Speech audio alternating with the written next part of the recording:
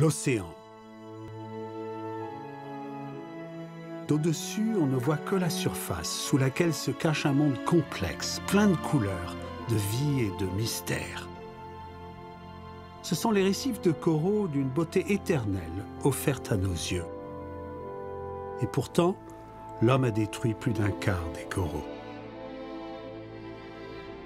Please join me as we explore the fragile beauty of nature's underwater world. I will be your guide and your host. I'm Jean-Michel Cousteau.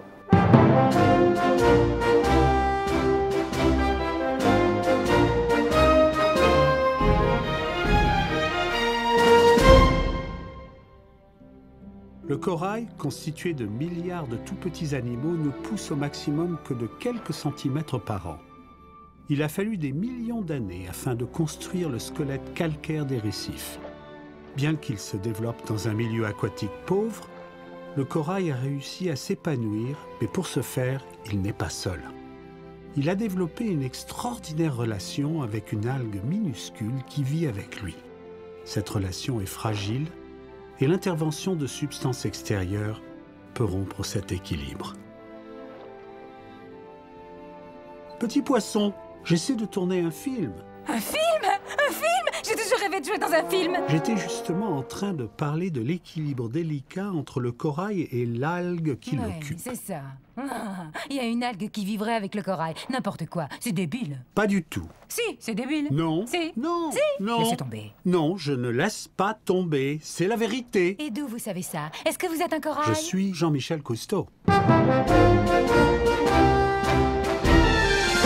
J'ai consacré toute ma vie à étudier les océans. Ben moi, je m'appelle Dory. Et j'ai passé ma vie sous l'océan. Bravo. Maintenant, je dois continuer à tourner mon film. À bientôt, Dory. Les anémones de mer ont également des rapports très fragiles avec leurs locataires, les poissons clowns. Poisson clown? Qui a parlé de poisson clown? Quoi encore? Burrito, voici...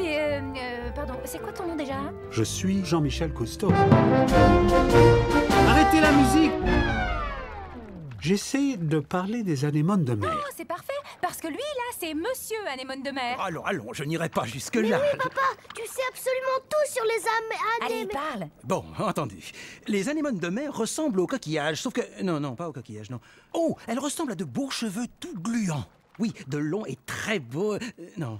Oh, imaginez que les spaghettis puissent parler. Ça suffit! Si on se tait, on verra peut-être le caméléon du récif, l'incroyable sèche. Vous voulez l'avoir changé de couleur? Je peux vous aider, je parle sèche couramment. Qu'est-ce qu'elle fait? Est-ce que tu pourrais changer de couleur, bonne? Non, je... Oh, c'est Karine! Hé, Karine! Federico! Maurice, mon vieux Maurice! Balthazar! Oh, Georgette! Yolande!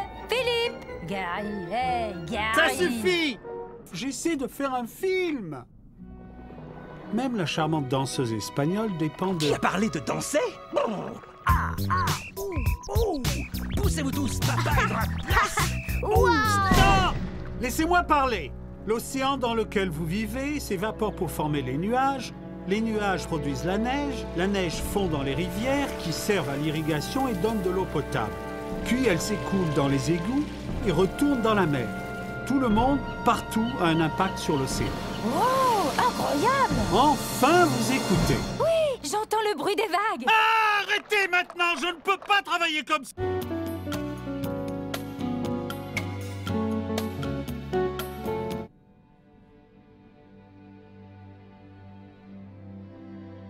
Monsieur Cousteau? Jean-Michel? Vous êtes là? Où est-il passé? Je suis de retour. Ça va mieux maintenant. Vous voulez quelque chose? Un grand verre d'eau? Papa, pourquoi le corail est blanc? Eh bien, quand tu es malade, tu as mauvaise mine, tu es pâle. Le corail, c'est pareil. Il devient blanc. Qu'est-ce qui lui est arrivé? Nous utilisons de plus en plus d'énergie. Ça génère de la pollution, la planète se réchauffe et la température des océans augmente. Le corail est stressé et meurt. On peut faire quelque chose? Tu sais, Nemo, c'est compliqué. Les gens doivent apprendre à vivre en harmonie avec la nature, en économisant l'énergie, en recyclant les déchets, en polluant moins. Si nous y parvenons, la température des océans diminuera, permettant ainsi au corail de prospérer à nouveau. D'ailleurs, cette nuit, c'est la nuit magique, où une fois par an, le corail en bonne santé se reproduit. Ça y est, ça commence. Oh, regardez. Wow. Fantastique. Regardez ça. Bon anniversaire, corail. Bon anniversaire, bon anniversaire, bon anniversaire, bon anniversaire. Étonnamment, les coraux libèrent tous leurs œufs en l'espace d'une seule nuit. Ainsi, même le plus affamé des poissons ne peut les manger tous. Qu'est-ce qu'il fait? Papa! Je t'expliquerai quand tu seras grand. Alors que l'homme continue à abîmer le récif, il faut prendre nos responsabilités et modifier notre comportement pour le protéger et mieux le gérer. Nous sommes tous aussi dépendants de notre planète que les algues qui vivent à l'intérieur des coraux. Ainsi, nous Des algues dépendons vivraient à tous de la l'intérieur des Terre. coraux? C'est débile! Pas du tout! Si, c'est débile! Non. Si? Non. Si? Non, c'est normal.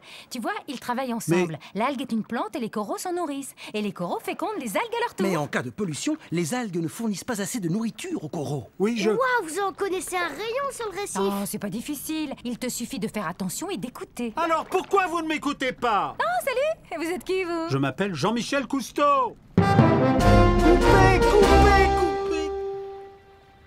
Upstaged by fish. This would have never happened to Papa. Goodbye. I am Jean-Michel Cousteau.